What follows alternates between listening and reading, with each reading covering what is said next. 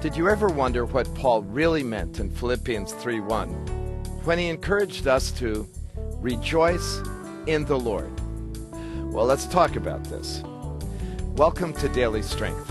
And let's talk about the right kind of bragging rights. When Paul advised the Philippians that they should rejoice in the Lord, he wasn't telling them to be 24/7 happy in Jesus smile machines. I don't know about you, but people who walk around with a forced praise Jesus smile bother me. I want to throw the book at them and say, hey, Jesus wept. What do you think about that?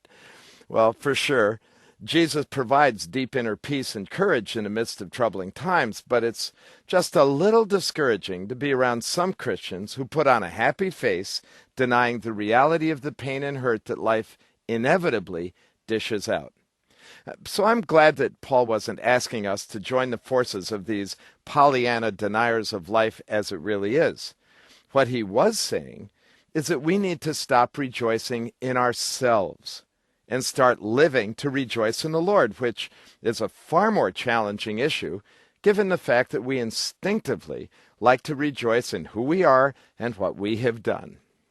So what I find fascinating and somewhat convicting is that Paul was addressing Christians who were rejoicing in themselves because they thought they were better than most other Christians. You see, they were keepers of all the Levitical law. These Judaizers obviously hadn't read Hebrews, where we're told that Jesus fulfilled all the law, putting an end to the need for jumping through all the Levitical hoops.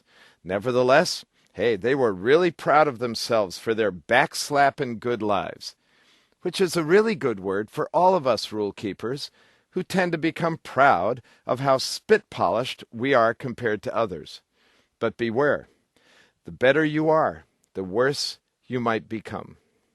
So to drive his point home, Paul made a list of his bragging rights.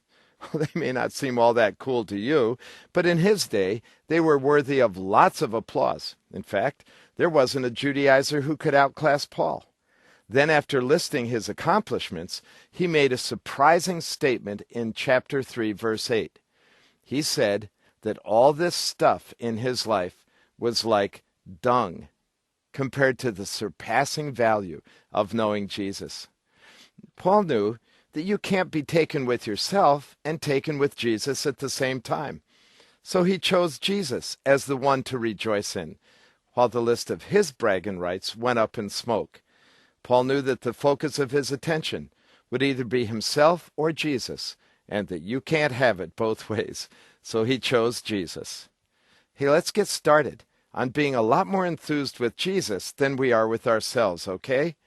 Make a list of the things that make you feel too cool about yourself, including your religious accomplishments, and then rip it up and start living to rejoice in Jesus, whose unfailing love, mercy, and grace poured out on your life is far better than anything you could even begin to bring to the table. I remember when I was growing up, my dad had a little plaque on his desk that said, "Not I, but Christ."